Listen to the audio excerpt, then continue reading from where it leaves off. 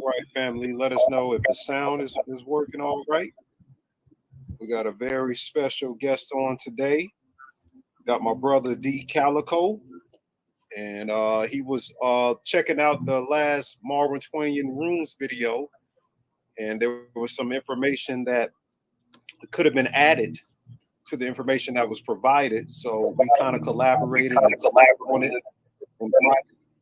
And now I'm thinking it's a good time that we come together and collaborate. How you been doing, brother?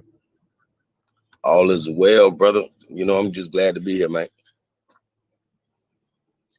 Absolutely. So you've been looking into the Enochian science. I remember when the first time I broke down hyperlucidity when I went to Dr. Arlene Bay's establishment when I did a lecture there, and I was denoting John D. and Edward Kelly's work with Enochian science. Is this something that people should be looking into around this time, or is it more ancient than the science that they brought? No, most definitely. It's all the same, you know. Enochian, like Enochian is looked at as basically the language of magicians. You feel me? You know, he did pull the first disappearing act. You know what I mean?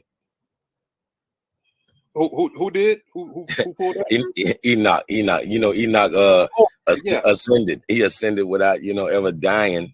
He just ascended straight to heaven. That's why I say he pulled the first disappearing act. You know what I mean? Now you see me, now you don't. So that was an actual esoteric story, or this ever happened in history? I mean, it's kind of legend. You know, it's the kind of thing that legends are made up. You know, it's just like saying the witch, or so-called witch from the neighborhood. It's like, whatever happened to that old lady? You know what I mean? That type of thing. Right. And, you know, the folklore says that he ascended. But at the same time, when you hear things like that, it just make you have to compare Enoch and Tahuti, you know, knowing that basically they are one and the same. Absolutely. Just a little research I've done. I wrote some notes down just to share with the family before you go in with your presentation.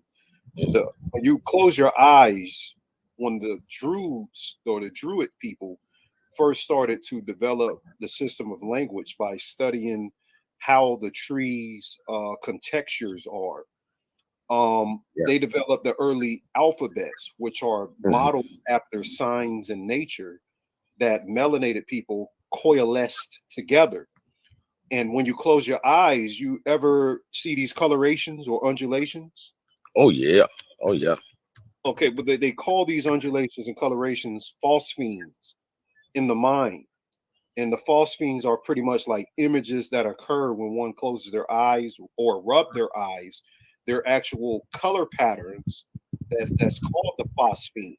And this is also in crystallography, you know, various designs within pathways are the images directly related to those things within the cerebral cortex, which has a direct correlation and connection and relationship to why melanated people would even form a alphabet in the beginning, and the reason to why sigils are used to have a connection to higher entities, which proves how the blueprint of these things are relevant on higher levels. Like all things contain rays of all things, and we are actually transporting ourselves back into the ancient mindset to get a grasp on how this new waveform pattern of sigilmancy has to be deconstructed to set a new world.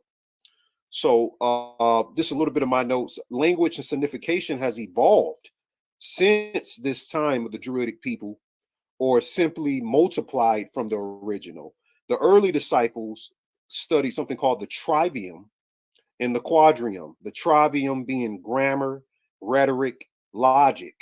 The quadrium being math, geometry, astronomy, and music. So when you think about these two divisions in the puzzle, certain things begin to come together, like the ideal of mantras, yantra, and tantra or tantra. So within the system of what I studied in Enochian magic, uh, another form of melanin physics is how auric rays unpack itself into vortexes that delineate through geodesic coding. Then we start to begin to call it, or you call it, is it Enochian or Enochian? How is that pronunciation? I know you're a little bit better with etymology. Nah, it's all the same. You know, Okay. Enochian, Enochian. Yeah, it's Enoch. You know, the Enoch, patriarch I of the Bible. like that. Yeah. I like that. I like that shit better. It's So, yeah. Enochian. Yeah, I know what you mean. It's Enochian to me. Yeah, I feel like I'm Enoch saying, to me. yeah, I feel like I'm saying that the first fucking cell phone, the Nokia, whatever. Yeah. Nokia. Okay, so hey, that phone is indestructible. It's crazy. It's yeah, crazy. that was my first one, bro. But yeah, Enochian. So that would be the mantra. You know, the mantra, the sigils will be perceived as the yantra, and then when you bring both the calls of the Enochian system and the sigils, you bring it together, we can examine sex correlated as a creatrix simulation on how mantra, yantras both combine. You get tantra, which is the method of earthing and bringing both those things together. So we're dealing with a spiritual essence of the languages first connected to the land, the plants, the flowers, the languages, and lettering that takes place in the sigil, because a slightly more rarefied type of signification is in the gematria and elements involved, which weaves the geometry of the process of coming into form. So just that's just something sweet, just to open it up. And that's what forms the lettering, but then we matriculate this into the runes. How is this dynamic quantified with what I just said with those other trivium and quadrium systems? Can you tell us a little bit of your research on it? Yeah, yes, sir. It's definitely a lot related to what you were saying about sigils. Uh-huh. And I even wanted to touch on when you was bringing up the ancient druids, because a lot of people don't get it. You know, a lot of people don't get the druids any kind of credit in history. You know, and if we actually look at the druids, because you know that land was called Hibernia. You know, Hibernia is where we getting. You know, that word has Eber in it. Eber means Hebrew, or you know, Hebrew. So the Hibernians are the original, or the real deal Hebrews. You know. And we actually dealing with the Twa when we dealing with these Hibernians or these ancient druids. Now, modern druids, of course, are not Twa, but the ancient druids were. And when we talking about language being created, or you know, the alphabets being created, it's called Cat Gudu. Cat Gudu is the battle of the trees. So the druids looked at, you know, like all of the alphabets before we ever came across one. And you know, they say the trees were the one, you know, bombarding them with this information. You know, they didn't come up with a single letter or alphabet on their own, is what they're saying. They're saying it all came from the trees. You know, it's just like how Dr. Sebi said the plants talk to him. Yeah. You know? Yeah. And Lord of the Rings, when they had the actual trees walking, and he said that even though there's still, from that site, there's still a language being spoken in between that, even with the pollination, the tessellation of how the bees are interacting. Like the bee is called the ethereal Christ, is what I studied. And that's why in masonry, you got the beehive, and the helmet of Osiris is kind of shaped like that beehive. But those bees go and pollinate those trees. There's a communication between the bees and the trees, and how the sap of the tree is the blood, and it creates that system for the bugs and then the underlings and everything with that. Yeah, most definitely. Like the sister said, the druids be trekking everywhere, and that's true, because basically all of the pyramids that we looking at around the world were built. They were built by the druids. You know, they were built by these ancient Twa. Like even whenever we look at like the original pharaoh, like if you ask a Hebrew Israelite, because you know they study that portion of the world a lot also, you know, and they'll tell you that that pharaoh was a tiny man. You know what I mean? Right. So once again, he was a druid. I mean, he was a Twa. He was a Twa. The Twa were the original pharaohs. You know, right. The Twa were a part of that original root race. Those 5 root races. You know, so the Twa are these ancient mound builders, these ancient pyramid builders around the world. You know, and obviously to do these kind of things, they had to keep slight documentation. They had to do a little blueprints. So essentially they created writing, you know. And we can't just be giving it up, you know, to a whole nother culture, like a whole nother people. We just gonna give it up, you know. Exactly. Because you get to a point you do that, but absolutely. No, continue, please. Yeah, but Enochian is essentially the same word as Anglican. You know, Anglican or English, like we say, before it was English, it was English, because we're talking about the Anglos, like the Anglo-Saxons. You feel me? Yes. But we know Anglo and all that means angel, but more so it means angle. You know, because these letters, you know, they're all written at specific angles. You know, and these angles are what's basically giving us a lot of, you know, we're getting a lot of, and I don't mean this on the audio, but we're getting a lot of feedback from those angles, you know, right? Whether it be astrologically or even if we, you know, like you say, make a sigil, you know, whenever we're making a sigil or effigy or mandala, I mean, any basically utterance of an angle is just like speaking. You know, that's why we say we're not supposed to speak unless it's for the edification of the spirit. Well, it definitely the same goes for writing, you know. Right. And yeah, those angles hold a lot of power.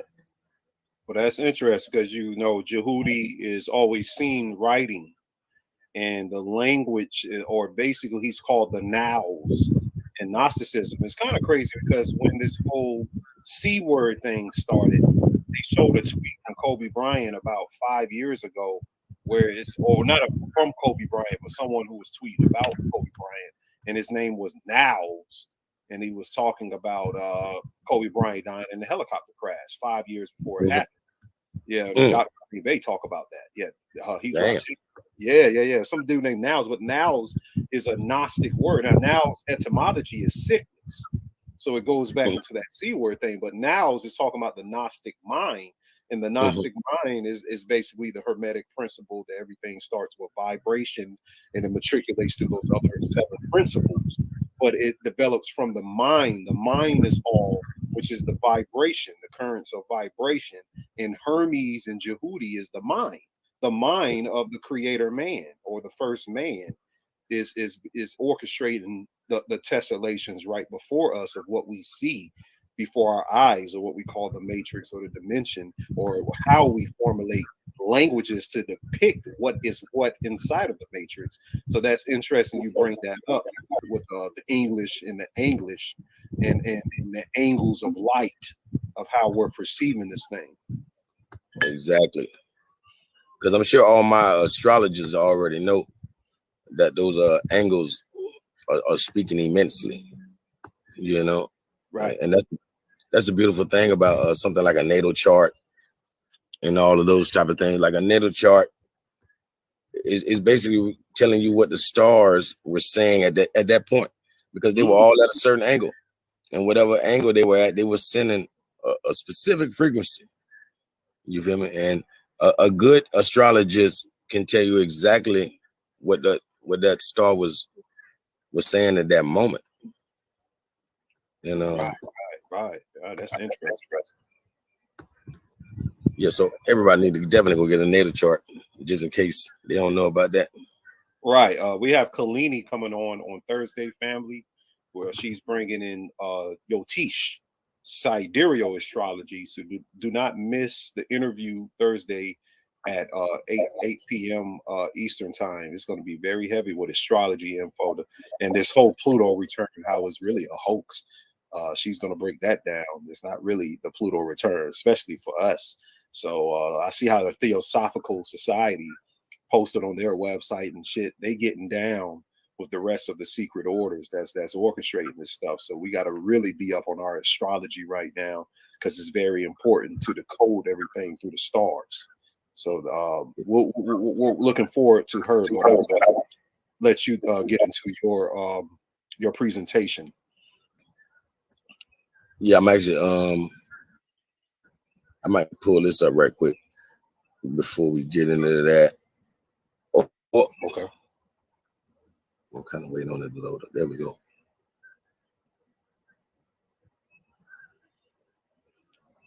Oh, matter of fact, can you turn?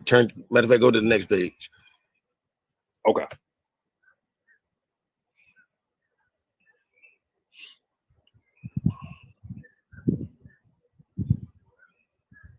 All right. And yeah, I'll come back to that. Yeah, okay. But in the genesis or the origin of the runes, right? The word runes comes from the Old Norse word with rune, without the e, but which means hidden, secret, whisperer, mystery, magic sign. In Old Irish Gaelic, the word rune means mystery, secret, intention, affectionate love. Similarly, in Welsh and Old English, the word rin and rune respectively means mystery, secret, and secret writing. That's why I brought up the Enochian, because this is a secret form of writing. Heavy. The root or rune can be found in the Baltic languages, meaning speech. In Lithuanian, runoti, and that's the thing about this. When I was doing this, it made me really realize what a guy like Runoku Rashidi, what his name really meant. They took him out too. I think they took that brother out with that trip. Yeah. He was going to Egypt or something? He was going somewhere significant. Yeah, most definitely. He has the runes in his name, Runoko Rashidi. Yeah. And in Lithuanian, Runoti.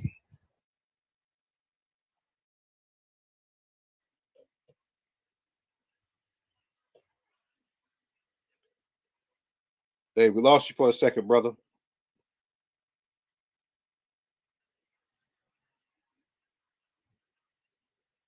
They didn't like the brother that he was talking about them runes. They didn't like that. We'll give him a chance to come back in here. What's up, family? What's going on, everybody in there? What's going on, Dreamwise?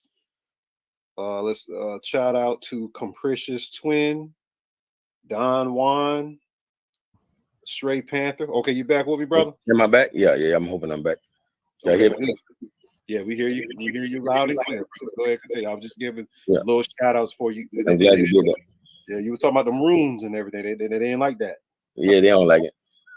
Hey, in Finnish, or like Finland, we have the word runo, which means poem or a section of the Finnish Kalevala, in the epic poetry from Finnish and Karelian oral folklore and mythology. In the lore, Odin went through a shamanic initiation rite. So Odin was a shaman. Absolutely, he was. In the lore, Odin went through a shamanic initiation rite and hung himself on the Yggdrasil tree for 9 days, aka the world tree, for 9 days and nights. Wounded by his own spear. You were saying, percent, brother? No, I didn't say that. Wounded by his own spear, experiencing shamanic trance, suffering and giving his own blood as a sacrifice, he managed to rip open a gateway in Gnungagap. Okay, Gnungagap. Yep, darkness, abyss, primordial void for the runes to come through.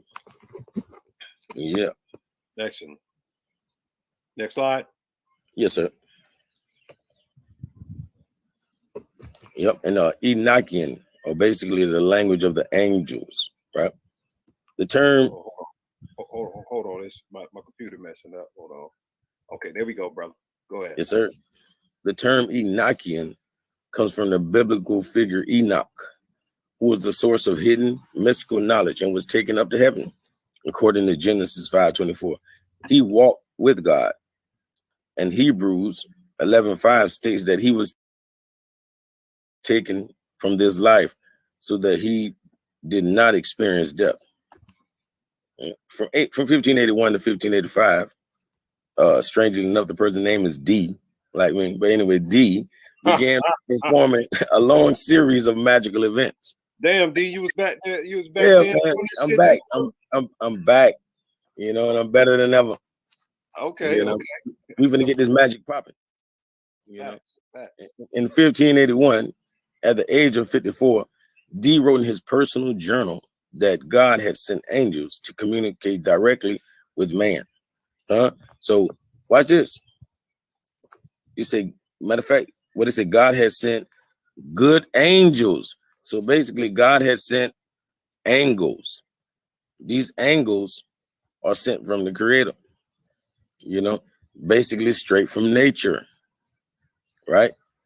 So these divine angels coming straight from the netters, a lot of times, like we were saying, the trees in this, you know, the case of the druids, you know, and the plant life, all of nature, they're paying attention to the angles and listening to the message of God, so to speak.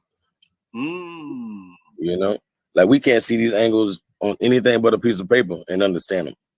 We'll see it right in front of us and not have a clue. But God has sent good angels to communicate directly with mankind. By 1582, he was collaborating with fellow occultist and seer Edward Kelly. This is 1555 to 1597, to communicate with these angels. Hundreds of spirit conversations were recorded, including what they claimed was an angelic language called Enochian, composed of non-English letters. The Enochian alphabet was revealed to Dr. John D. and Edward Kelly during scrying sessions, when various texts and tables were received from angels. Scrying is a technique used by seers, psychics, and sorcerers to foretell the future, and involves gazing into a reflective surface to receive messages. Just to comment on that, I did a video called Black Mirror Scrying, and in that video I talked about Edward Kelly, and there's something called hydromancy where they can put water on this like black obsidian, and they would peer into the water and they would communicate with these angelic beings or these hyperdimensional beings, and they would get knowledge from them. They would get particular knowledges. So that's crazy that this correlates right connected to that, because I knew Edward Kelly was using that same Olmec technology to scry in those mirrors, and I believe they're still doing that today. They showcase it in a lot of movies or whatnot with the show Black Mirror or whatnot. So that's good information, brother. Man, I didn't heard about that show one too many times. I guess I'm gonna have to turn my Netflix on and watch a movie. Oh, you never seen? Okay, I didn't know. I mean, I can't think of too many things I have seen, man. It's been a while. It's been a while. Oh, okay, yeah. Well, you know, I stay up on that little that type of stuff to get that. I ain't gonna lie, everybody in the community. I mean, everybody in the community brings up that movie, so I definitely gotta catch up. Well, it's a television series. It's like 2 or 3 seasons. Yeah, Netflix. Yeah, they got a whole bunch of shit on it, but yeah, check it out when you get a chance. Whole lot of stuff they showing today with it. Yeah, it'll be good to see, you know, the visual behind all of this. Absolutely. Yeah. And I mean, like, if people really paying attention to runes, you know, like you'll obviously be able to tell where the English language comes from, you know, but if you know language, you can even see that you know, this is coming from ancient Hebrew. This is essentially the same language as an ancient Hebrew in many shapes and forms. You know, it has a couple of its own runes, because there is no certain amount of runes. We can't just say there's 24 or 26 or 22, you know, letters. You know, there's definitely more depending on, you know, which language you want to use. Facts. But yeah, these are, I know the name's gonna definitely pop up, but well, I also yeah, noticed it's called Food Park. Matter of fact, yeah, Food Park. Yeah, Food Park. You know, because you know, in English we would say these my A, B, C's. Well, they're going off the first few letters of their language, which is the F, U, P, A, R, K. You know, instead of just, you know, telling you all of them, people call it Food Park. It's like saying my ABCs. It's my FUPARKs. You know, Right. and sometimes the P is a TH, so you'll see Food Park. You know, Yeah. but yeah.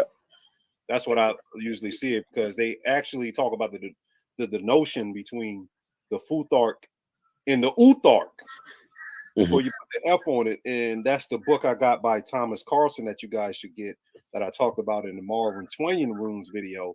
The Uthark is actually they call it the night side of the runes. So this would be the solar side of the runes, just like you get Western astrology, the ecliptic, following the sun, the king's path to the sky. And then you get the other side called sidereal, which is the moon, the fixed stars, the nakshatras, and the passing of the moon, which is the conscious mind and the subconscious mind that Kalini tells me she's going to break down.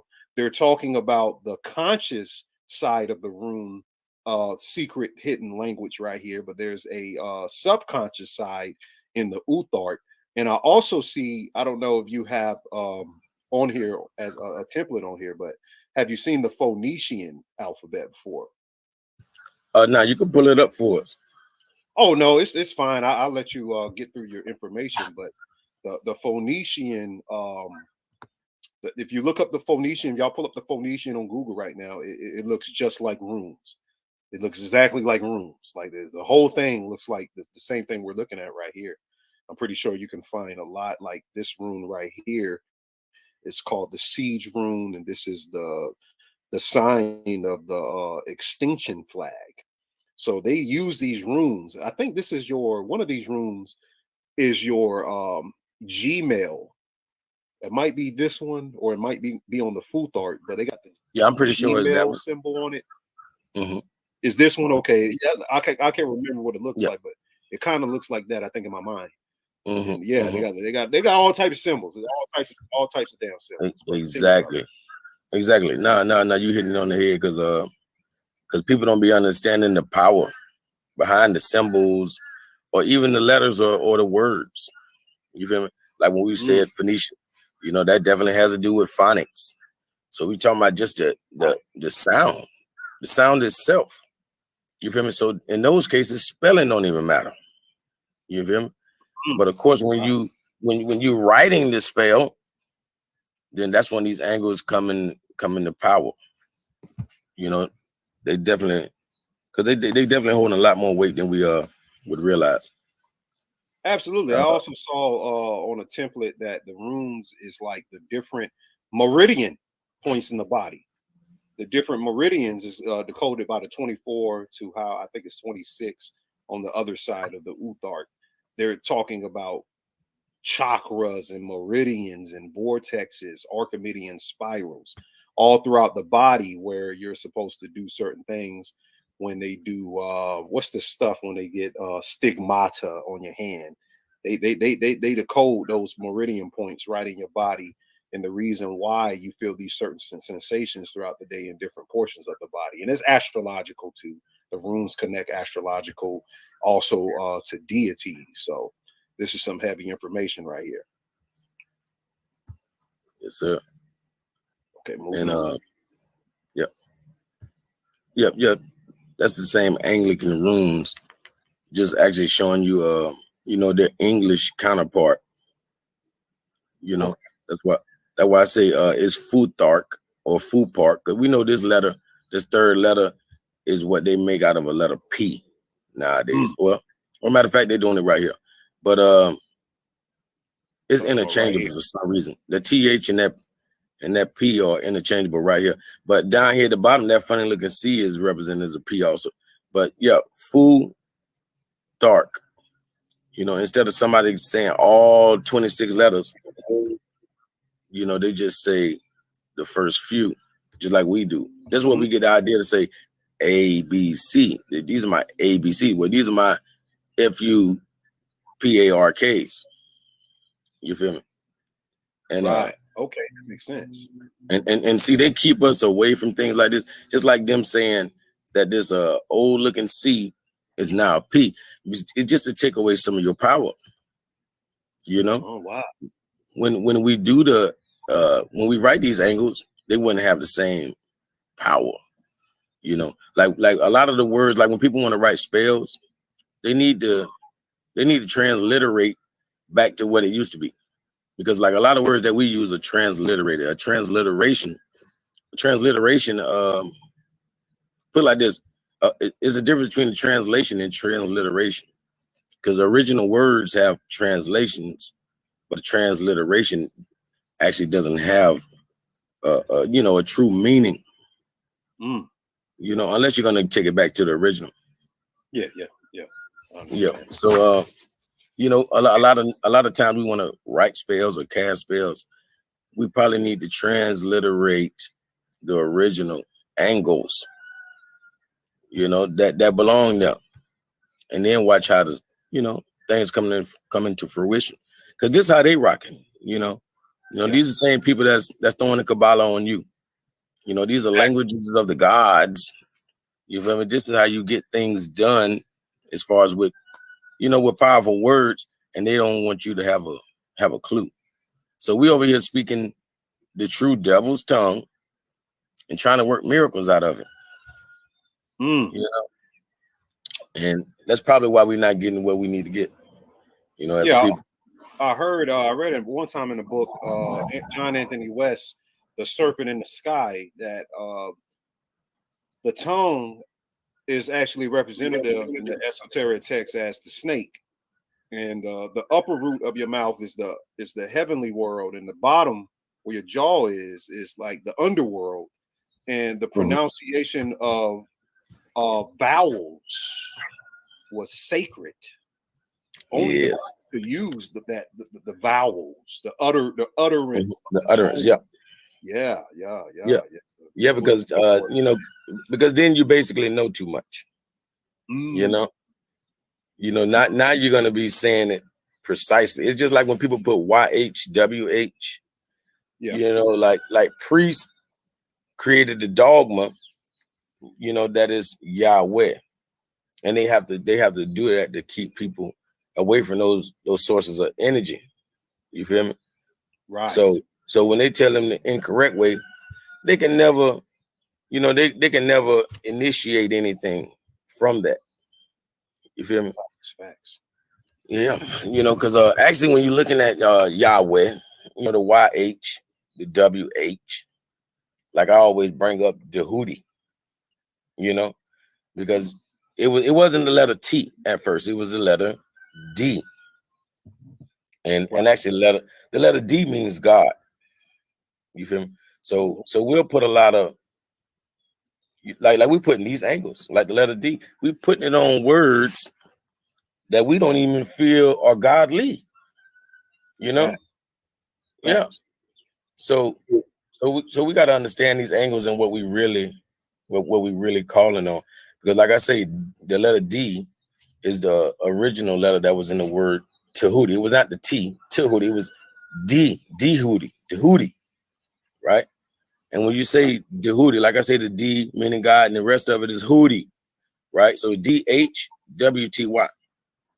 So if this is how you say Dehudi, HW would be the who, then that same thing, you know, these same kind of principles going for Yahweh. You feel me? Because you got the H and the W, you got the YHWH, you know, just like you have Dehudi, you know, DHWYT. I mean, DHWTY. I mean, I just don't feel like telling people how to say it because, you know, these kind of things, sometimes you got to do a little work for yourself, you know, and it's almost explanatory what I just said, but it's not Yahweh. I'll just say that. Absolutely. And even the pronunciation, like the type of constricting and turning that your lips that your lips formulate as you speak or you make emotional expressions is coded in Hebraic languages. I learned that even the way that the sound of the portion that you take to open your mouth certain ways is decoded in earlier languages as well. They used to look at that type of stuff before you get all of this angelic and English and all of this stuff. So that's very important, brother. Hey, and that goes to like how the deaf can read your lips. You know, yeah, right. It's like a psychic type thing, you know, for real. Right. Okay, we can go to the next one. Yeah, like I said, like we're talking about when we say English, you know, we're talking about the Anglo-Saxons, you know, like they say Anglo-Saxonic. You know, this is the runes of the Anglo-Saxonic, you know, to be exact. But like you were saying, like we'll see these symbols in so many places. Like we know on that third row, that one that looks like a B, we know that looks like the Bluetooth symbol. Yup. You know, like we know, like that M is like self-explanatory. Like a lot of these letters are still in our alphabet, but that's just to further confuse you because you're not using the rest of them and they in their proper function. You know, so it's really like really to the gods we are. I wouldn't even say we speak in Ebonics. It's a little worse than Ebonics, where we over here trying to speak to the gods. You know, but you know, dealing with me and brother Asani, I mean brother Ani, I'm looking at the Sasani, Anglo-Saxonic. Hey, but now I say, but dealing with me and brother Ani, y'all definitely gonna catch up. And, Absolutely. The Norse god Odin was taught the ritual steps of the runes, as he said earlier, and it was through the ritual process of him being placed on the world tree, and the systems of magic is coming through a feminine system from the Gaelic. What did he call those people? The Gaelic. I know they call them Celtic people, but they had another Scandinavian name. But whoever it was called Satyr. And the Satyr women supposedly had the knowledge. They're called the Volvas. Had the knowledge of those runes. It sounds like a vagina, right? With the yeah. When you said vulva, it sounds like vulva. Yeah, most definitely. Yeah. That's it was. Yeah, and when you were speaking on the women before, we got to that. Looking at these runes, that one on the third row, the third one from the end, it had like nobody can tell me that's not a double X. You know, if that's not feminine, what is? I mean, that's that's our symbol for the for femininity. You know, that double X. Right. And it's no, go ahead. I'm sorry. No, I'm just saying how the these angles really do speak to people. You know, it's right now it's speaking to all of our subconscious minds. You know, and in certain portions, I'm pretty sure that we getting it consciously. Absolutely. It's a part of the whole thing, and they say they denote how the runes are like different powers of the web that we're a part of, just like how C. Freeman L. used to talk about Zudakias and her web, Hebrew, her web, and her web, and I'm gonna say that all goes back to, matter of fact, that makes a lot of sense because it all goes back to the master, or should I say the mistress of angles, and that would have to be Amma, who they call the Great Mother. You know, Amma is Amma is weaving the universe Like, she's supposed to be that great spider, and we're all, a part of that web. We all caught up in that web on one angle or another, Right. Yep. Absolutely. We'll go to the next slide. Yep. Like I say, Fu Park. You see FU, and then we got PARK, and even on this list, that funny looking C still represents P. It's just showing you like this is how we gotta rewrite some things. It's like me gathering these letters and writing the original way to say decalico. You feel me? I've got to put it in those forms. You feel me? We got to speak on riches. We got to speak on wisdom. We got to, all these things that we asking for, from our ancestors. Then we gotta put it in a way that they can better receive it. You feel me? And I just, I urge the people to try it this way, because I'm pretty sure people have written some spells, have set some letters on fire and sent it up to heaven and everything else.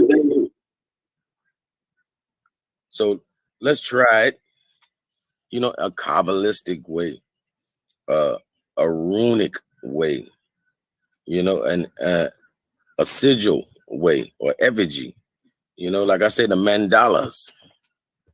You feel me? Right. It's just like that lotus flower, or that the flower of life. It contains every angle there is within it.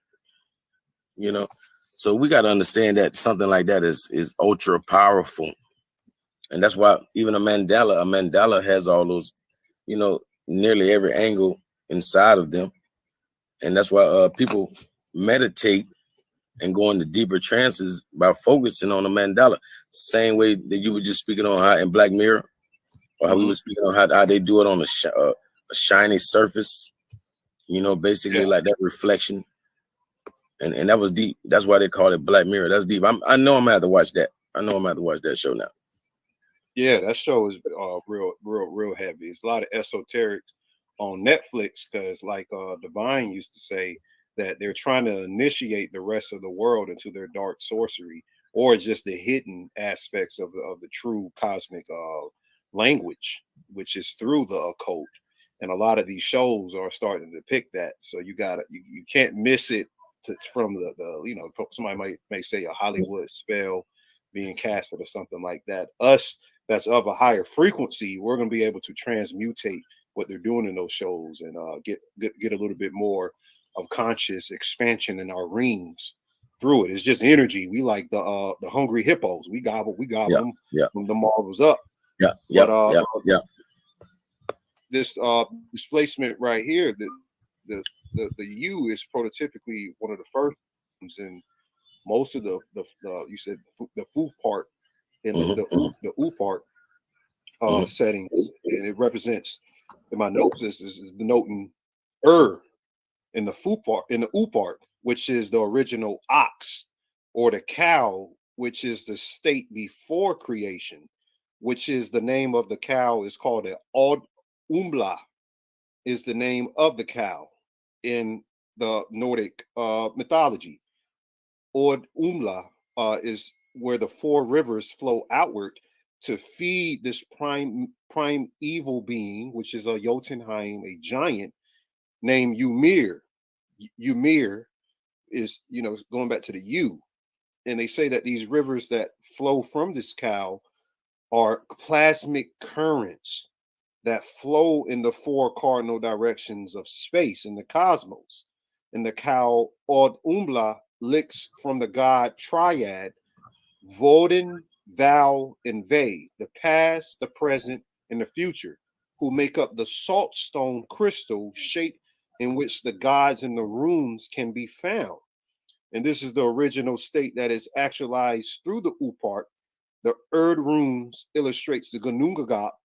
So this U is denoting the Gunungagat, which is the magical void gap of wide open chaos, the original emptiness in the first rune, that which the womb of where everything is created out of. So it's not protypically in that particular fashion or order, but in the Fu part, they have this F looking rune right here. That's more representative, but usually it'll be this in the U part, and that's just interesting how they intertwine and mix that up. And they say that a slight difference in casting the spell in runosophy and the magic of quantum. There's a book called Quantum Runes by Lee Kane, where if you displace one rune in the wrong place, this would be the difference of sickness and healing a person. Exactly. See, that's what I'm getting at. You know what I mean? Like we gotta definitely, get with this kind of a science. Because basically it all boils down to like hieroglyphs, right?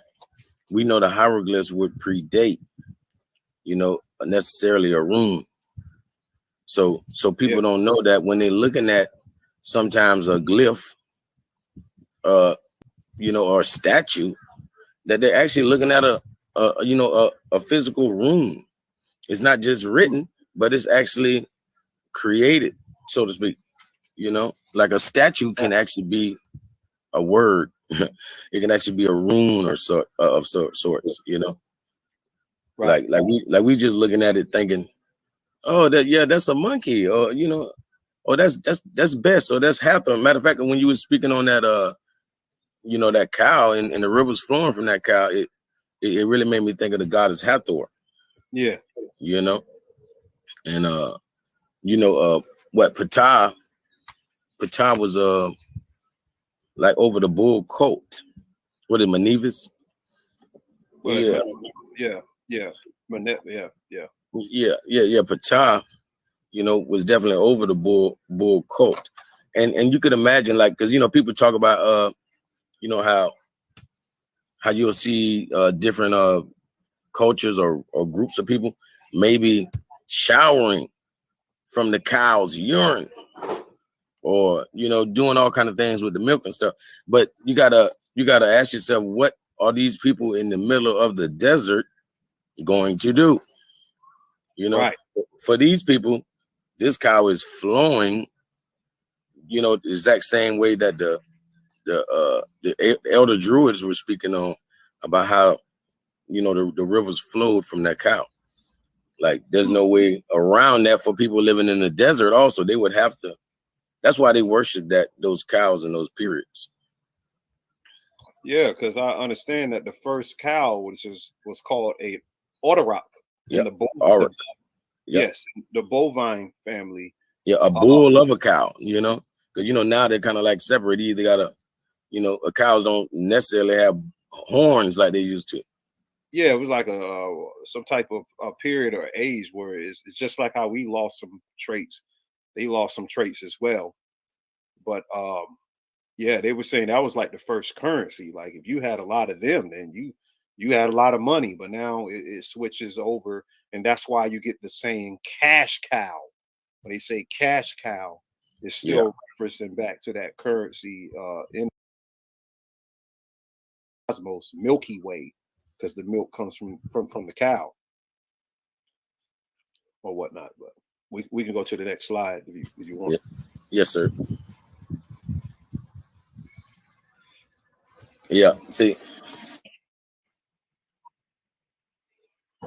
I was actually being funny on this one right here, because matter of fact, they got a song say that she's a runner, she's a track star. You know what I'm saying? Yeah, so, yeah. That's why I say she's a runner. She's a runner. Yeah, a runner. She's a track star. You feel me? And our women been putting spells, man. I ain't gonna lie, like things have always been making me, since I've been on Facebook, it made me wonder, like, it's so many magicians, so many of our women, dealing in those arts. It's like, why, things ain't just change overnight? Because we ain't speaking the language of the gods, like when we casting these spells, we not doing it. We definitely not doing it hieroglyphically. Nope. And we're not even doing it runistically. So You know, once again, I got to challenge you, please, you know, like try it this way. You feel me? Let's put a couple spells on them, or you know, if anything, just, you know, put a spell in your own life that can bring you greatness. You know, if nothing else. But I know a lot of people putting spells on the government and everything else every day, but they ain't really getting, you know, the results that they seeking. No.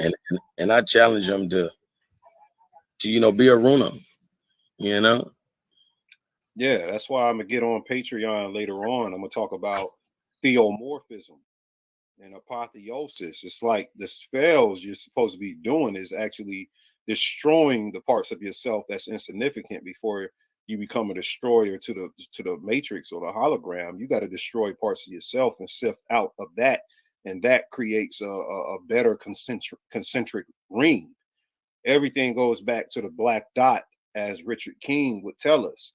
If you're trying to become the focal point of energy, if you look at an atom, you got, or a cell, you got the outer membrane, then you got the actual membrane, and then you have in the middle the nucleus, and inside of that nucleus is a point, which is that black dot. That's what we actually are, and the elite rules from that black dot. They're not a bigger ring of the nucleus. They're not the membrane, and they're not the cell walls. They're not as wide as the cell walls. They're that one point. So the only counterforce is to become the point, which is to go back into the original spiritual doorway within us, which is that black dot. So it starts those spells of eliminating those false realities, bettering your meta realities and bettering your actualized reality. Yep, like even inside a computer, like if anybody's ever opened up a computer, like, you know, inside that motherboard, in the center, there's always been this little black dot, you know, this little black little device that's always been in the center of a motherboard, and a computer can't work without it. And we know that the motherboard gets its, you know, design from the temples, you know. Yeah. Not only an Egyptian pyramid has that shape, but also an American pyramid. And what I'm saying is, inside of that motherboard, what was the black dot? It was you. We, you know, powered that whole motherboard of a pyramid or such, because we wore the black dot inside of the motherboard. Exactly. You know, and that's one thing they don't want to. They really don't want us to understand the significance of the black dot science. That's what Richard King and Bobby was trying to get us online with the black dot science. Like, even when you develop in a fetus stage, you're a little black dot in a blastula. Then you become a gastrula, and you grow the tube. The tube that you grow is the same Babylon's tower that becomes the spinal cord, but it starts as these little tiny dots. And that's what we're all made up of, these little dots and points. And I'm pretty sure they develop to become what you would call, I don't know, chakras. I would call them more chandras. They're like dark vortexes from the primal realm. And to access a will of light on this reality, which ain't nothing but a prism of light. You're not, so many people in the conscious or the fake conscious, I don't know what you call it these days, but so many people in this community, they be worshiping these chakras, man. I'm like, yo, these are prisms of light that get over that emotional circuit. You're override with that. So I know the black dot is activated by quantum super crunching information. And if you're getting into the rune science, that's a additive to how your conscious ring is going to expand. And you begin to reprogram that part of yourself. The Rams won the Super Bowl because the acronym of RAM is actually, just like he said, part of computer, random access memory. So the random access of the memories is what you're actually doing in meditation and dreams. You're randomly accessing those parts of yourself, but you want to become the full observer and turn the soul's attention to where you're trying to beam that energy at within yourself. That's for sure. Absolutely. But just added that in. Yeah. What we looking at right here, brother? And basically, we all need to kind of understand that all letters have a numerical value, you know. But we on Anu, Ani Osaru's show, so I know everybody watching this knows that letters have a numerical value, you know. And if you don't know, now you know. And if you don't know, I'm disappointed in you because you over here, on the god of the occult right now. You feel me? Y'all didn't know that, guys. Damn. But now, I was actually showing how, to me, this is Kabbalistic.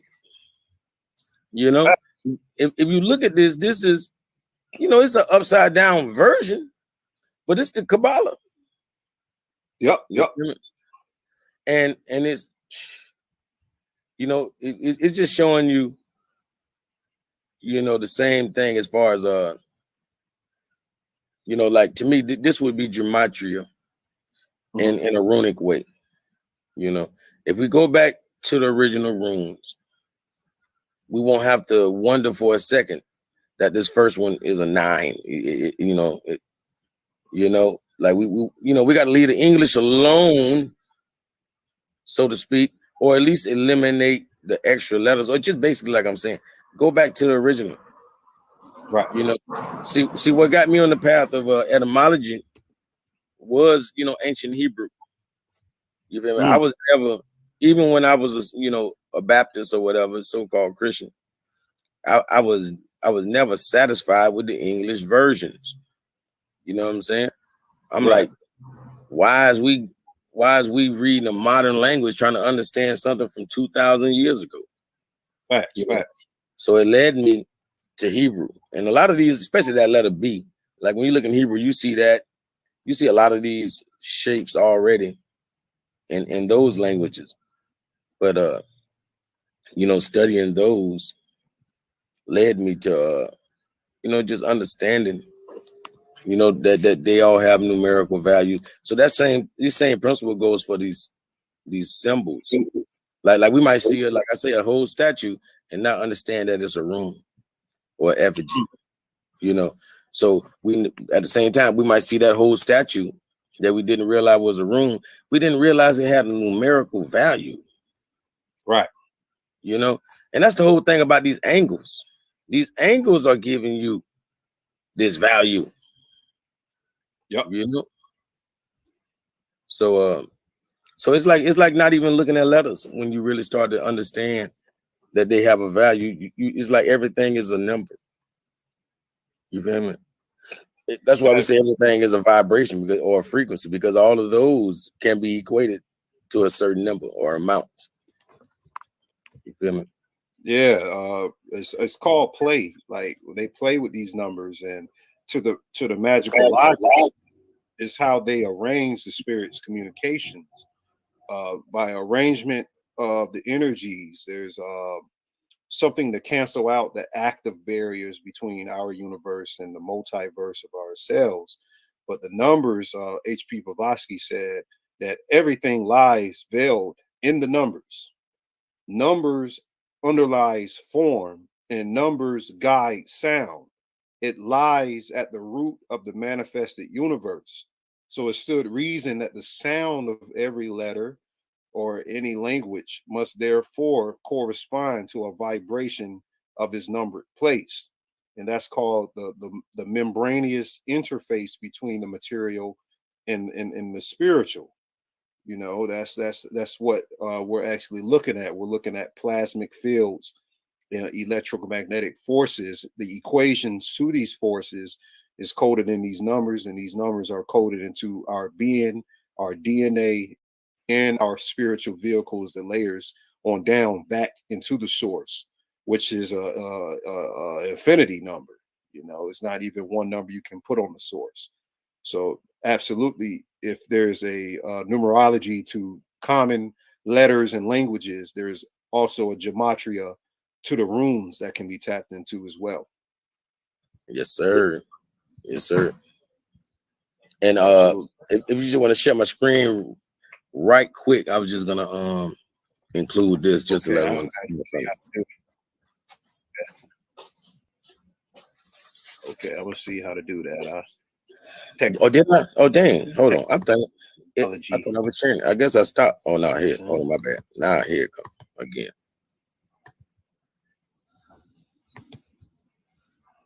It's still on here. Is it there yet? Yeah, it's not letting me let you share. What? Yeah, It's yeah. not We letting already. me let you We share. said they were gonna trying do to find it. the We option. I said see the share option. we said they were gonna do this though. No, only thing I can do is stop stream. You know, I can. No.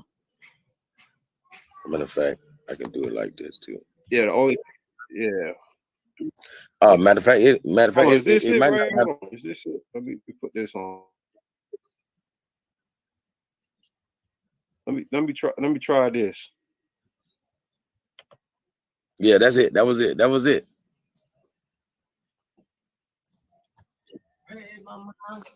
Is it on?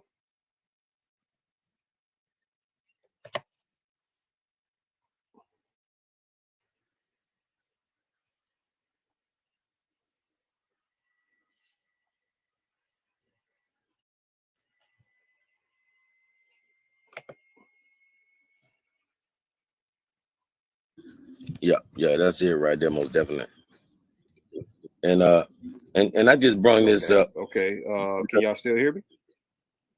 I hear you. Can everybody hear me? Can you hear me, brother? Yeah, I can hear you. Go ahead, bro. Yes, sir. Yes, sir. I was just this is from a PowerPoint I did before called electro smog. And I found it matter of fact, I just been thinking about it ever since I've been doing this presentation, dealing with the angles and stuff. Cause basically it was a community of people. Yeah, matter of fact, do you mind if I read this paragraph? I'm gonna read this.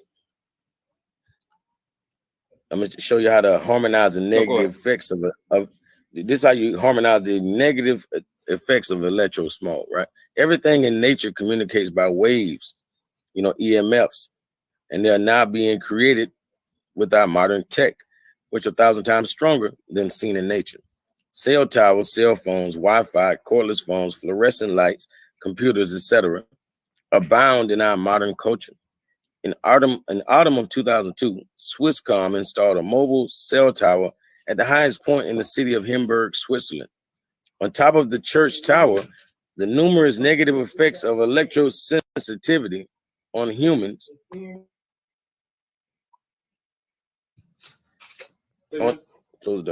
On top of the church tower, the numerous negative effects of electrosensitivity on humans, animals, and birds were immediate.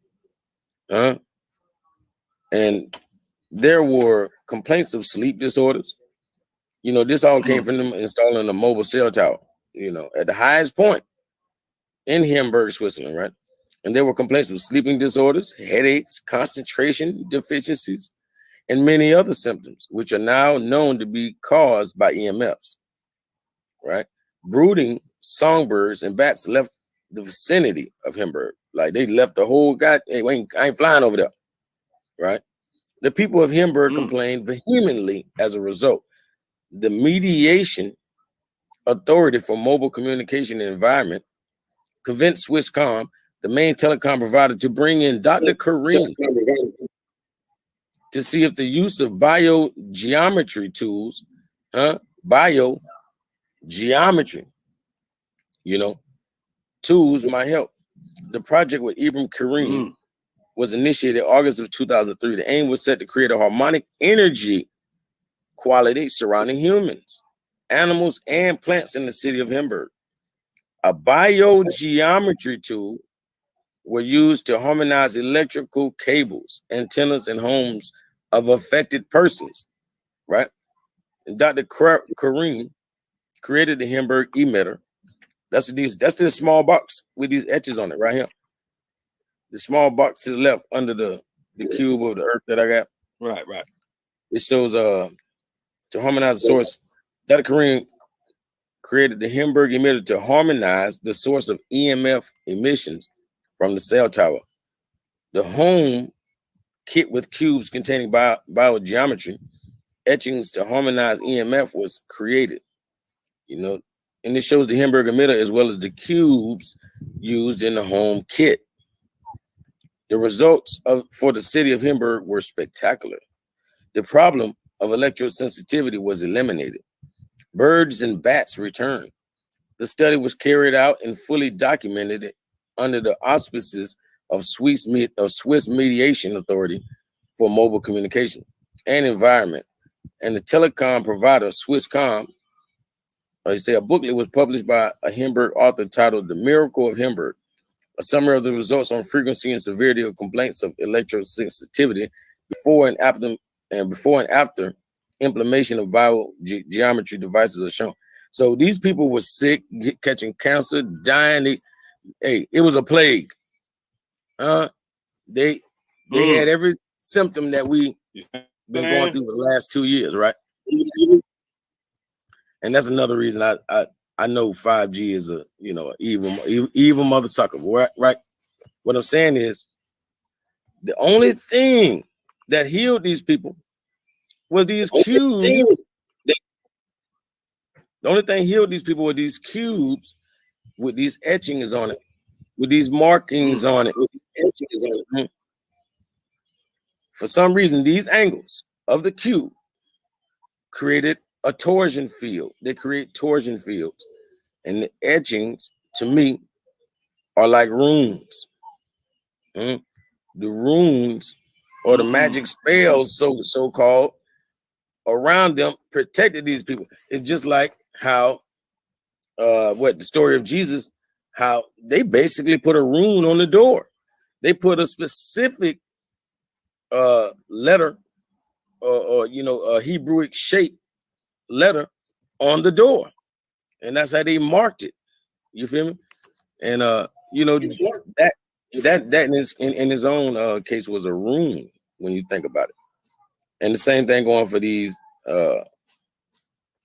Hindenburg emitters, that harmonize the EMF emissions. Yeah, like these people would still be suffering right now today if it wasn't for that tiny little box. It's just a little box, but that's just to show you that angles hold so much power.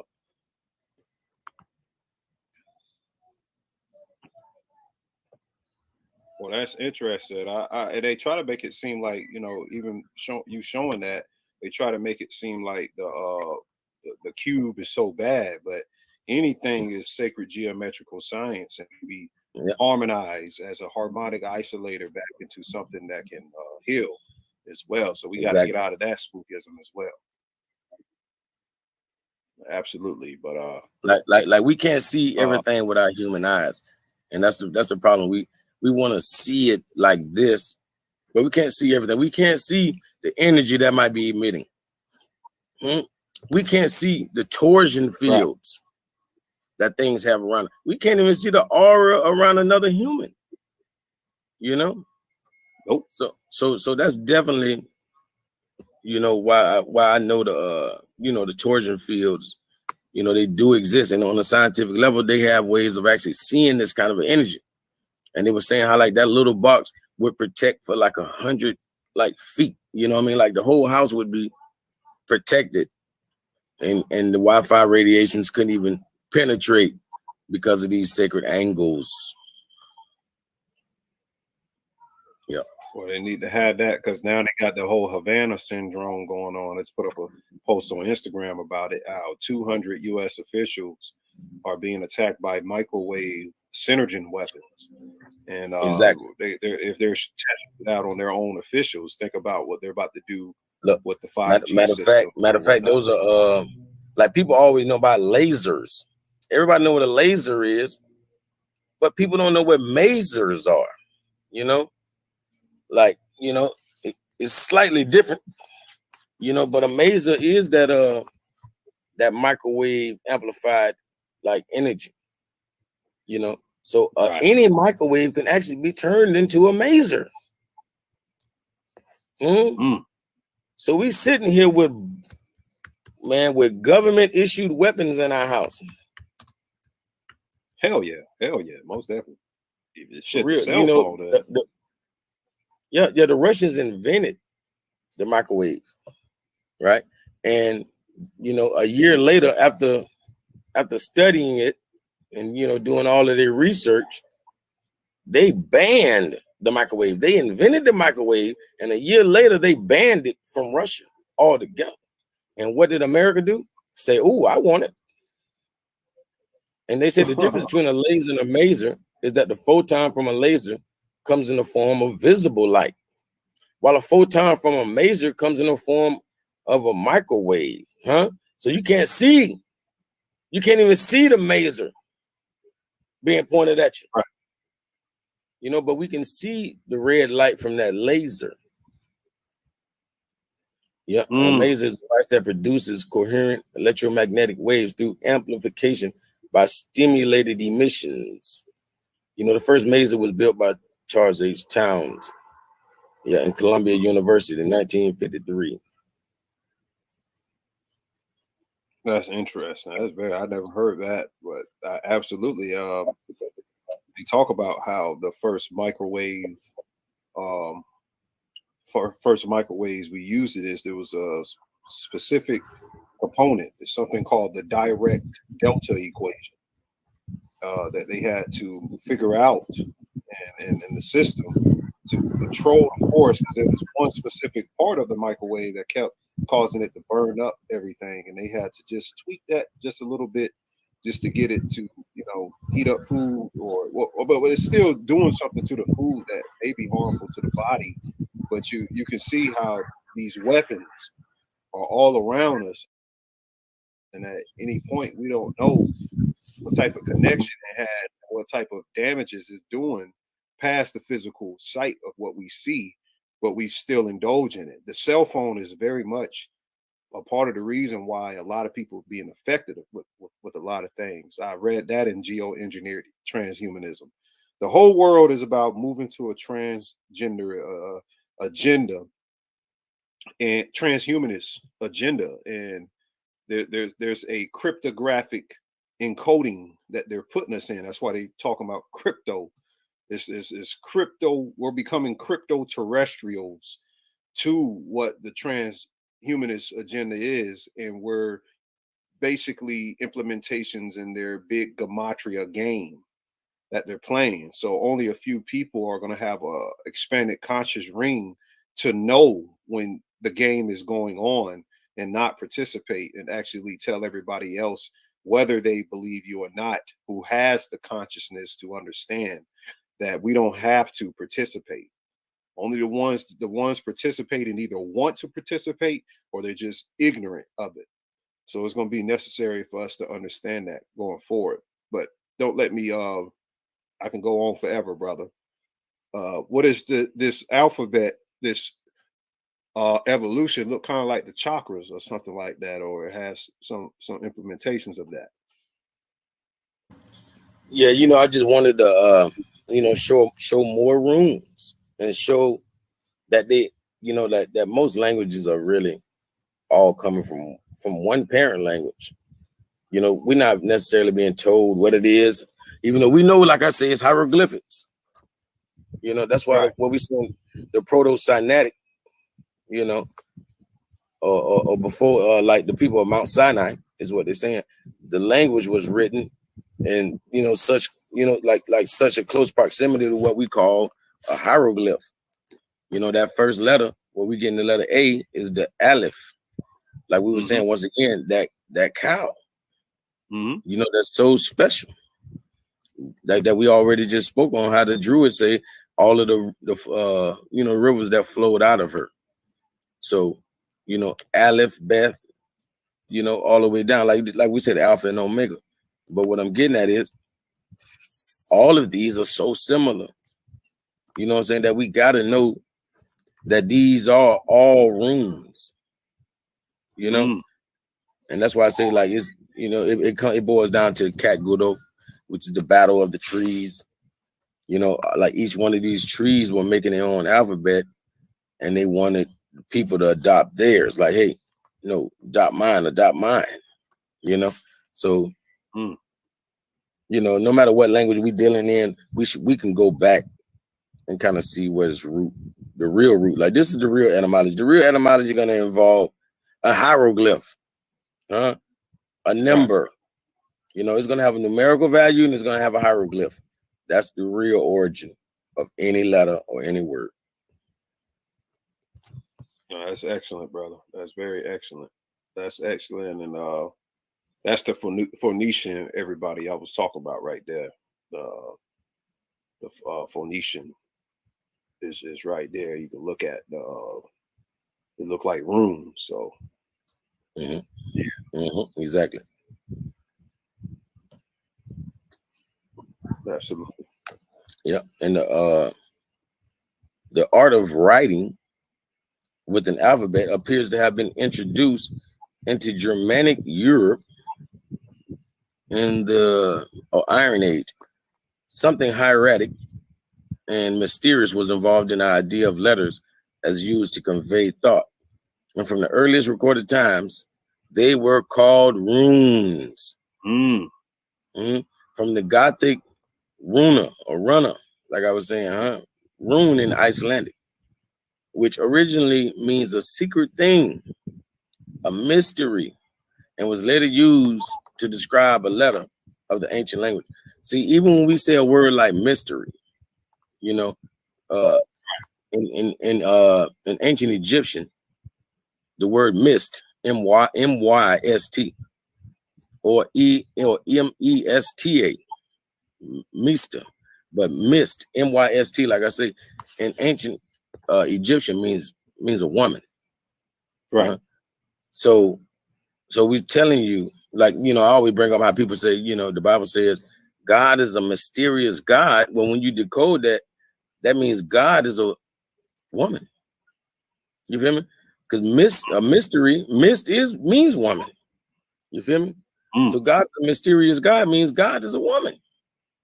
And the same thing, they're saying that these runes essentially come from the mother.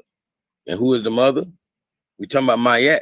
Mayat didn't write, but who basically Tahuti, all he did was write what Mayat said. You feel me? So he might have been the scribe, but he was the scribe of who? God, the mother, the mystery, the Mayat. You feel me? That's right. And the word mesh. So she is the inventor of runes, even though the scribe put the angles to the paper. No, that's dope. And that thing in the center right here, that's a stave right there, family. That's Icelandic iconography right here. And it also is you can see it's the pitchfork of Exu, and that whole Exu Pombagira, the Brazilian black magic is addition right here. And like he said, messy or meshu, to mesh.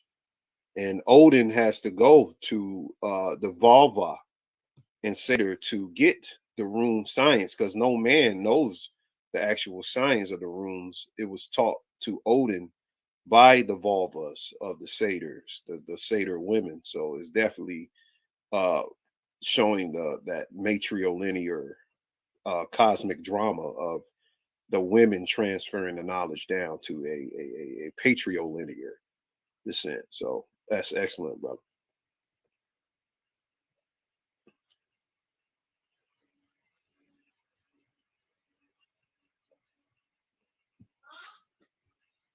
Yeah, the Vimose cone. Yeah, that's what it also was considered the oldest known datable runic inscription. Like, that's why I say we'll see objects and not understand that we're looking at runes. And the Vimose comb is considered the oldest known runic inscription, period. So like I'm just saying, like we got to be able to see words in objects, because that's what they've done. They brought the hieroglyph to life, and that's essentially what it was in the beginning. I think before we made a hieroglyph, you had to be able to write, you had to be able to sculpt. You feel me? And if you couldn't sculpt, you know, you know, unable to write. And then eventually, you know, we got it down on a piece of paper where we can include more people into the craft. Right. I can believe that. Because that was before when we started to have sex on a lower level. When we produced people, we didn't have the sculptors or those. We started to densify what we were. We first was having sex, imagining the crown chakra and the tantra and the earliest systems of the chandras. We were combining metaphysical science or meta sex to produce gods, so we produce netures into physical form while we was here, having to go through the process of the butterfly in the cocoon, or what they call tikkun in Kabbalah. It's the perfecting stage. And during that period, we would produce the best sculptures, the best sculptors that ever walked the earth, because they came from that that Archimedean point of the black dot, instead of coming from the lower three chakras when you have sex. When you don't imagine these vortexes in the body while you're participating in these tantric practices, then you're not getting the full totality of the energy when you're having sex. So it's being transferred down to those lower layers. And when those children come out, that's where we get to turn two babies. They're not of that godly proportion as before. But every now and then, somebody bypass it and come down here and break this shit down.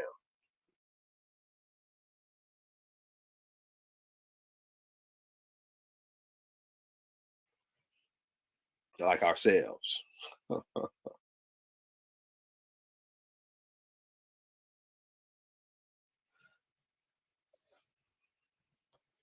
Yes, sir. Yes, sir. Yep. And I want people to understand that when they're looking at the astrological sign or symbol, it's a rune. So these are astrological runes that we've associated ourselves with. Because even if we went back to the full part, we would notice that this Gemini looking symbol is a part of their actual language, you know, and so many other of these angles, or basically, like, we'll see multiple words, just like we'll see a compound word and think it's one word. Well, a lot of times we're looking at a compound rune. You know, we're looking at compound runes and not understanding the full language that's being spoken, because we think it's just it's just one rune with no S. No, that deserves an S, because you're looking at, you know, the multiplicity. That's facts, man. That's very big. Like combining both of them. Yeah, we be mistaken. We really don't understand this, and I think the extension into runosophy, it should be some type of. I think I would have to research this for the duration of the period and provide more classes, because this blew my mind right here. But the astrology, Yes, that's a level right there of looking at it. Yes, sir. Yes, sir. That's dope. Yeah, I was just that image just showing more of the same. But this next thing we're gonna touch on is definitely how I at least want to close it out. Okay, go ahead, brother. You know, because like I already know, you probably know all about this, but essentially the I Ching is a system that has always been used to predict the future. More importantly, though, is its use as a book of wisdom, because the reading it gives are simple, yet elegant, profound, and intuitive. It is often consulted for its advice and insight into human nature.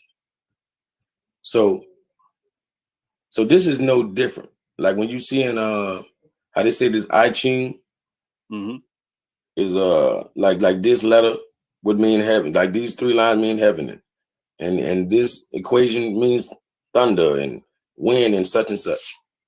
Well, it's no different when we're dealing with runes. Runes are a form of clairomancy, you know, and clairomancy is essentially like where they're getting tarot from. Basically getting tarot from the idea of cleromancy. Let me. I'm going to it. Hold on.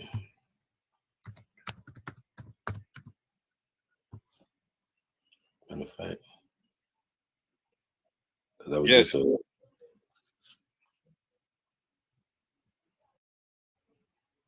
But now yeah. It's a form of sortition or casting. Like basically, like this is like a game that the gods played. Like Tahuti, when Tahuti played gamble with Kansu and got the 5 extra days of light. Well, when Tahuti did it, that was basically cleromancy. Yeah. You know? Yeah, like, you know, like sometimes it'd be like a game of dice, you know, or even if they were to do it with what we call it like tarot cards and such, all of that is cleromancy. Like runes. Rune casting is a form of casting objects such as dice or bones to receive answers to your queries. This form of divination is called cleromancy. Runes are tiles made from various materials that have runic symbols written on them. So before there was like a deck of cards, there would be these tiles full of runes. You know, like you have runes written on each of these, you know, tiles that you've stacked up. And then, you know, however they, you know, after you mix them up and either let the person choose or whatever the case may be, is where you getting these answers from, you know. They have runic symbols written on them, each with a specific meaning. So before there was a tarot, you would pull up a single rune and tell a person about their life. You know, tell them this is the death card, this is the you know, the life card, you know, all of these different things. You can use runes in various ways, but one of the easiest is to simply ask a question and then choose a rune. Huh? We do that with tarot? Don't they, is that not what tarot is? You know, place the runes face down. Place the runes face down to draw them. Pick one you feel drawn to, or close your eyes and choose one after you ask your question. The rune's meaning will provide your answer. You know? Yep, and that's real heavy. And just a little bit on that. First time I saw the I Ching, I was studying feng shui and how this guy used to get paid.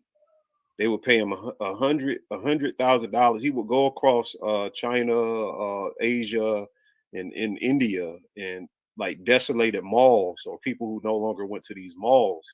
He would come in there and he would say he would put up 50 grand on the back end if his feng shui, he would use the I Ching system and his feng shui to tap into the energy that that place needed to get the spirit of bringing people into that establishment back going.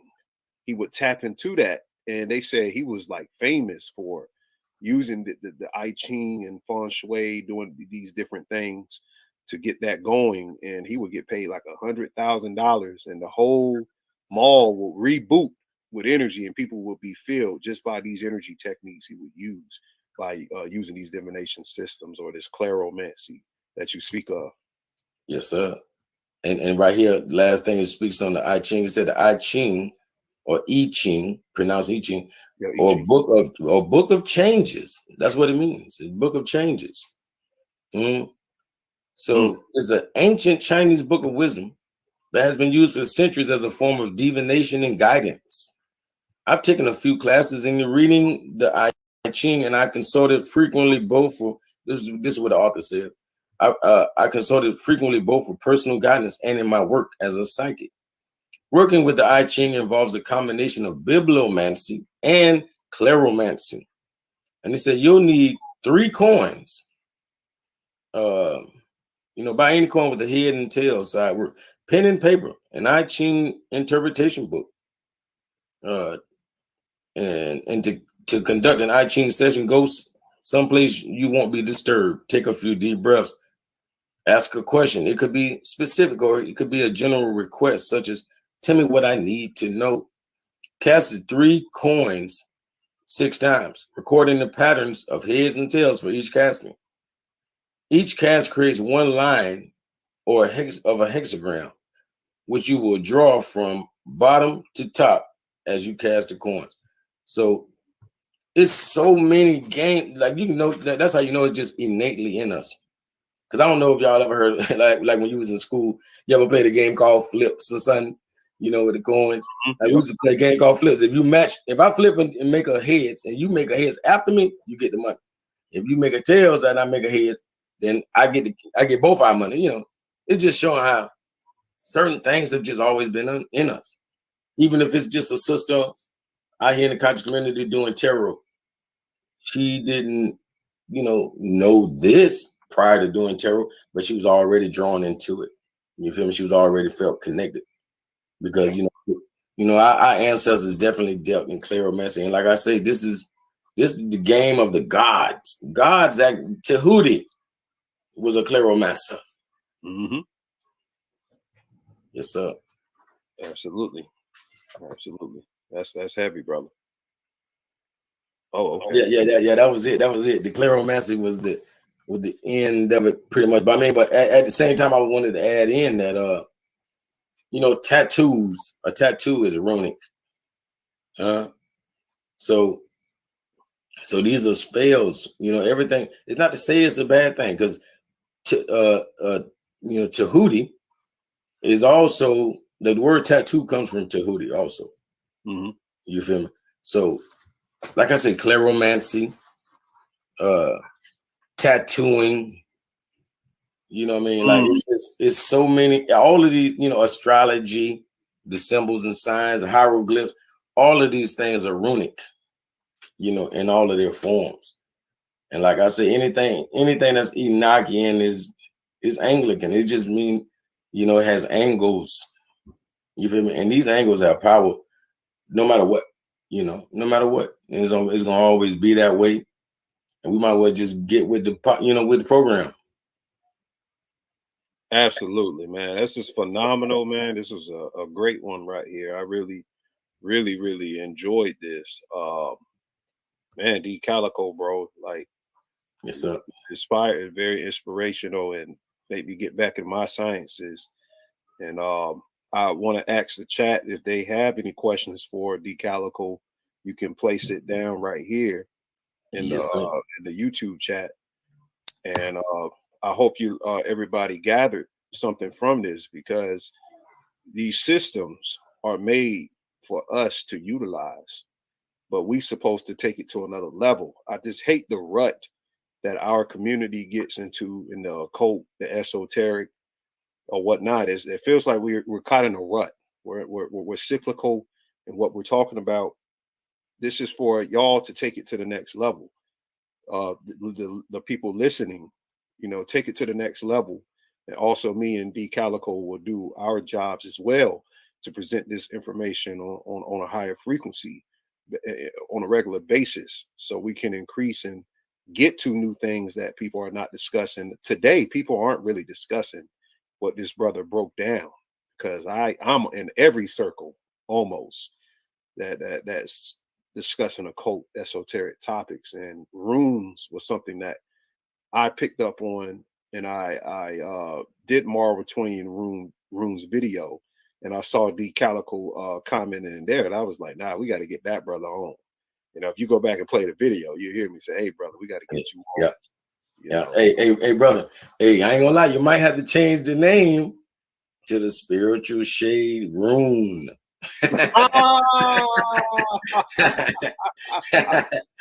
Hey, for real.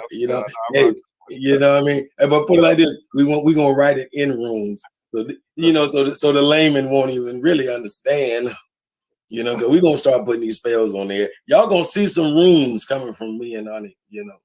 Absolutely. I got one developed. We got some developed in Yagapathu system, or Nagapathu. But we got two questions for you, brother. Carolyn James asks, is infrared light safe? I mean, I would assume so. I would assume so. I mean, I'm not 100%, about infrared, but I myself want to deal with infrared. Like if you ever get devices to see infrared, make sure you look at the sun. Make sure you look at the stars and stuff. You're gonna really be amazed what infrared can show you. Excellent, excellent. And we got I Am Wisdom Faye says, when does classes start? See, I ain't gonna lie, y'all gonna have to subscribe. Like my sister, I Am Wisdom Faith, she already subscribed to me. Oh, okay. Well, but a lot of other people gonna have to subscribe too. You know what I mean? And shoot, follow a brother. And anytime y'all amp me up, I'm gonna go live. All y'all gotta do is hey, just come correct and guaranteed. Me and the brothers, we always gonna come through for y'all. Okay, Steve was saying, can you give your info and your contact and somewhere that we can follow you? Like, where can we find you at and follow you, and come over to your channel so we can listen? A matter of fact, Music Land, if you get a chance, brother, can you drop my link in the chat? Yes, I can. Absolutely. Oh yeah, my bad. I could have asked you. I've been sick of the brother Music Land. I know he always helping me out. If he was in the organized, know it, or even I Am Wisdom Faith. Any one of y'all, if y'all could just drop that link for the people. Oh, drop that in for the brother in there in the live chat. So yes, sir. They can see it. Okay. Well, we got two more questions. We're gonna get out of here. For a beginner trying to start and learn, where would you advise to start at? I don't really that question is so loaded because I would just say, just for D can answer it too, but it feels like where your spirit at. Where do you want to? It's like the spirit take you. What you think about that, brother? I mean, if I gotta give them a scholarly way to do it, I would say go to the Mauritanian Runes video first. Go to the Mauritanian Runes video. And then come back to this one, and then just stay on top of your studies, and you'll be ready to teach us something. Absolutely. And the brother Organized Noise, what's the connection between the cube and the creation, the 90-degree angle and the 360? We'll let you close out with that. I mean, they say heaven is a cube, most definitely, and it's just those glorious angles. It's got to be something, ultra special about a 90-degree angle. There's no way that you can make a small one and it has such a large torsion field. You feel me? So we can't even imagine, what a large one, like it's just like the Kaaba over there in the Mecca. Like we can't even imagine the immense torsion field that such a cube produces. We live in a cube, we live in a home, so I don't think the ancestors did that on accident. I find it hard to believe that that's the shape of our homes and the shape of our religious facilities and everything is, the cube definitely has a lot of angles and power that we got to use to protect us. So, that's why it's associated with the creator. Absolutely, brother. I believe that's absolutely correct. Well, can you drop something? Do you have somewhere where people can make a donation or anything?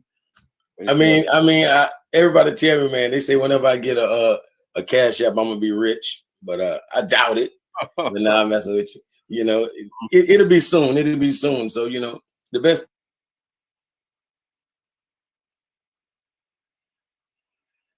Brother, we lost you. Okay, we're gonna wait for the brother. Probably just a little blip right now.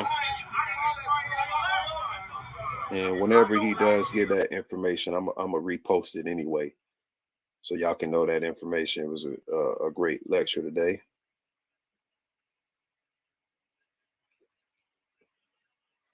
Yes, make sure y'all follow the spiritual shade room